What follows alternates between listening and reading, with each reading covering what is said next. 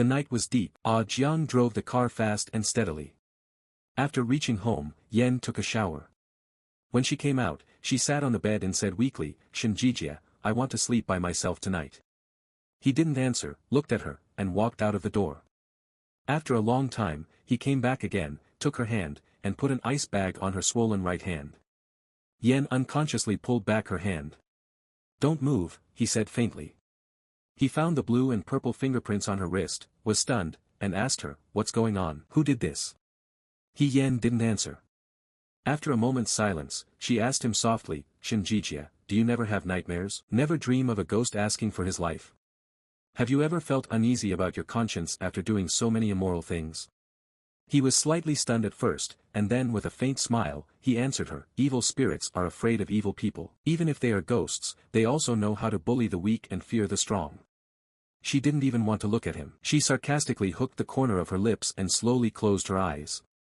Fu Xinqing was in the bathroom when Jiang came and said carefully, "Glasses have been waiting downstairs and want to see you."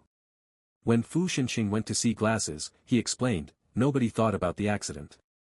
At that time, Chen was very vigilant. As soon as she went out, she seemed to find their car and turned to run on the path.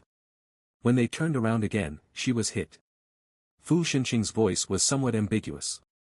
"Find the vehicle causing the accident and secretly disclose the information to the police to assist the investigation." Fu Xinqing sat alone in the broad armchair behind the table. He lifted his legs and put them on the edge of the table. Somehow, he suddenly remembered what Yan had said. He's not Fu Xinqing, he's just Shijia. Even if his fingertips can be bleached, his conscience is already stained, and there's no way to erase it.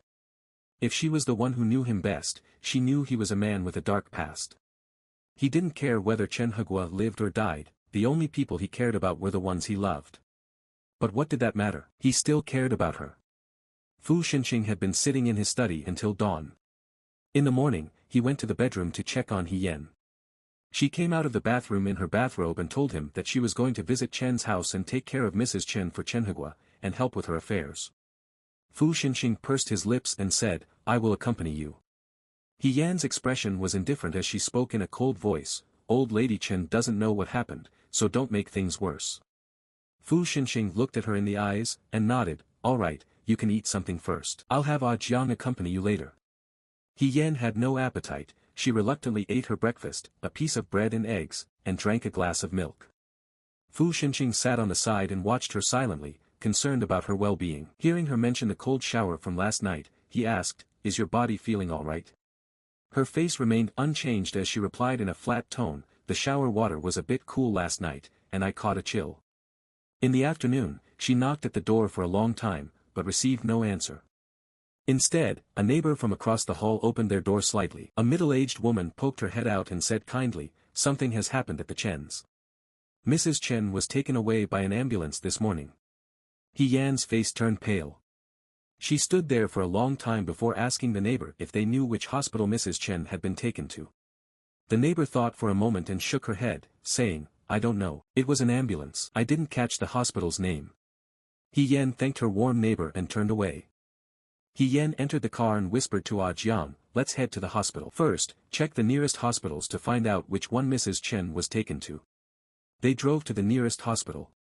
Yan got out of the car, inquired at the medical desk, and even purchased 2 pregnancy test kits. They visited several hospitals before finally finding Mrs. Chen in the 3rd hospital. When Yan saw her, the elderly woman was still in a coma with only a distant relative keeping watch. Yan approached the relative and said, "I'm a friend of Officer Chen. He has helped me greatly before." She offered to take over the relative's responsibilities for the day so that the relative could go home. When the relative left, Yan went to the hospital bathroom and used a pregnancy test. Seeing the results come back positive, her hands trembled with fear. She returned to Mrs. Chen's side, sitting there with a pale, anguished face. By the time it was 8 o'clock, Jiang arrived with a meal. He whispered to her, "You should eat something." Yan had no appetite, but she still took the lunchbox and began eating it in the hospital corridor. Fu Xinqing arrived soon after, observing what she was eating with a slightly grim expression. He snatched the lunchbox from her hand and discarded it in the trash can. Then, he reached out and pulled her away. Fu Xinqing let her go and said in a cold voice, "Yan, Chen Hegua's death and Mrs. Chen's illness are not your fault. You can't shoulder all the responsibility. Who do you think you are? He Yan didn't respond, she just looked at him with indifference. This sight caused him to choke back his words. He continued, don't worry, even if there are vengeful spirits seeking retribution, they would come for me, not you. You shouldn't carry the burden of such guilt. Still, she remained silent, staring straight at him. Fu Xinqing suddenly felt an overwhelming sense of despair. He spoke faintly, come back with me, I'll have someone look after her here. She returned to the bedroom but insisted on sleeping alone. In the middle of the night, she suddenly sat up in bed. In the moonlight, she took out a pregnancy test stick from her bag and looked at it in a daze. The test line was still clear, even clearer than when she first saw it in the hospital bathroom in the afternoon. He Yan was surprisingly calm, her determination growing stronger with every passing second. She couldn't let go of this tiny soybean. She was going to use it as leverage to get what she wanted from Fu Xinqing, and then, right in front of him, she would terminate it. As the idea took root and grew stronger, it overcame her fear and anger, compelling her to carry it out. She couldn't help but imagine the scene and Fu Xinqing's reaction. These thoughts brought her a strange sense of relief. But after venting her anger, He Yan couldn't help but dial Yang Yuanza's number, which she had previously discarded, and whispered to him, Yuanza, I'm afraid I'm going to go crazy. I can't wait for you to come back. She buried her head in her arms and wept soundlessly. As He Yan attempted to slide the phone under her pillow, she was stunned. She realized that this was the mobile phone that Chen Hegua had given her and asked her to return to Fu Xinqing. He Yan swiped the phone screen unconsciously and found it was password protected. She remembered the numbers she had input, 1109. To her surprise, this code unlocked the phone. This combination of numbers felt oddly familiar, and then He Yan remembered. These were the same numbers she had come across in Shijia's files, specifically the date when Shijia was hospitalized for acute pancreatitis.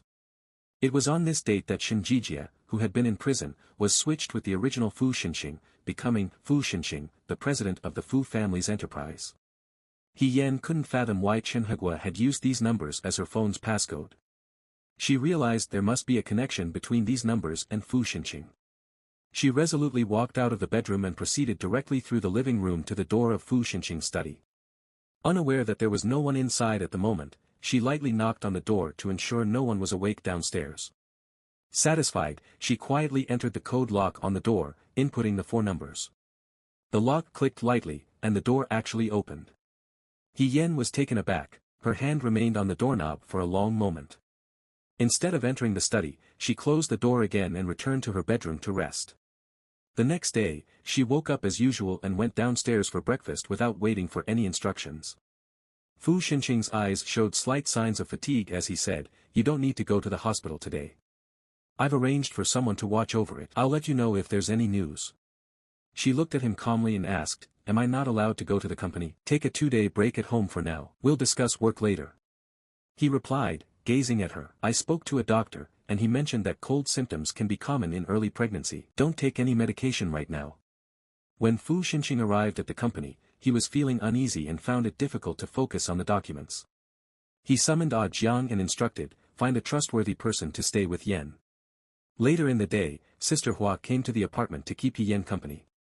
She showed no resistance to her arrival, and asked, Fu Xinqing sent you to keep an eye on me, didn't he? Sister Hua didn't dare to disclose the truth and responded with a smile, what are you talking about? Mr. Fu is concerned that you might feel lonely staying alone, so he sent me to chat with you. I'm not here to watch over you. Instead of exposing her lie, He Yan simply said, in that case, you don't have to stay and watch me. I'd like to spend some time reading books on my own. Don't worry, I won't be a bother to you. Sister Hua took a seat on the distant sofa and said with a forced smile, don't rush me, I won't disturb you. You can read your book, and I'll just read some magazines here. He Yan smiled and ignored her, lowering her head to continue reading her book. In the afternoon, Jiang unexpectedly returned and informed He Yan, Mrs. Chen has awakened. Mr. Fu has asked me to pick you up to visit her in the hospital. He Yan immediately entered the car, noticing that Fu Xinqing was already inside. Her heart sank, and she asked him, Mrs. Chen is going to pass away, isn't she? Fu Xinqing pursed his lips and responded quietly, she has regained consciousness, but her condition is not good. He Yan entered the hospital room alone and stood by Mrs. Chen's bedside, looking down at her. The elderly woman's reaction was slow, but when her eyes landed on He Yan's face, her cloudy eyes suddenly lit up. She struggled to open her lips with great effort and whispered, who? He Yen saw that Mrs. Chen wanted to say something, so she leaned in close. Mrs. Chen was unable to speak clearly, and her growing impatience was apparent. He Yen tried to figure out what Mrs. Chen was trying to convey. She imitated the shape of her mouth and attempted to make similar sounds in a soft voice. Suddenly, Mrs. Chen's face brightened. He Yen asked quietly, it's in the corridor, right?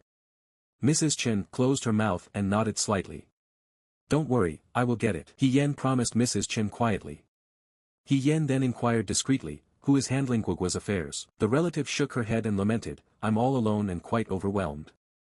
I've already called the head of our family, and she will manage Guoguo's affairs.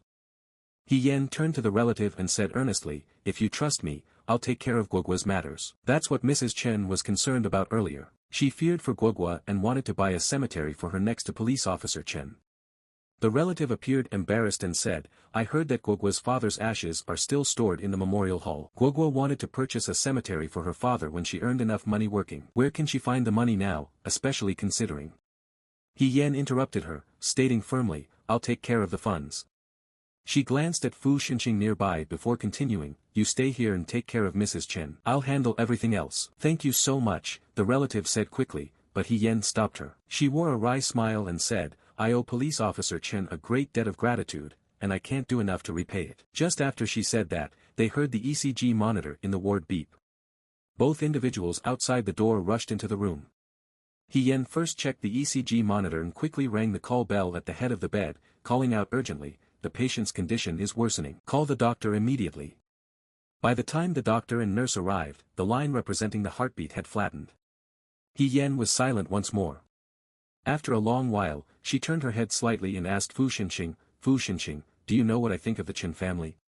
He appeared to have guessed that her words wouldn't be pleasant. He didn't respond or ask any questions, he remained silent. She chuckled and said to herself, if I hadn't been saved by you out of your inexplicable love, it would have been my family facing death now. My parents, Liang Yuanzi, and even myself. Who knows if we'd be buried together now? Fu Xinqing couldn't help but exclaim, his face turning cold. Don't say such things. She turned to him and gazed at him silently for a long time. Then, she pulled the corners of her lips and uttered softly, Shijia, I'm pregnant. Fu Xinqing didn't respond for a moment, as if he hadn't heard her clearly. He simply continued to stare at her.